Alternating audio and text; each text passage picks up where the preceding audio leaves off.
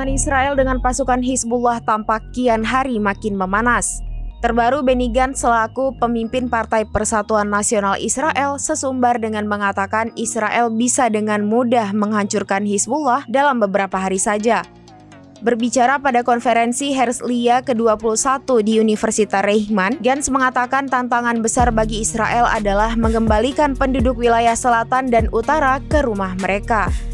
Menjawab ancaman Hizbullah yang menyebut akan menggelapkan Israel dengan mematikan jaringan listrik, Gantz menyatakan negaranya bisa menghancurkan Lebanon hanya dalam beberapa hari saja. Gantz juga mengatakan bahwa harga yang harus dibayar Israel akan sangat mahal. Tantangan lain bagi Israel yang dibahas Gantz adalah membangun aliansi regional dan global melawan Iran.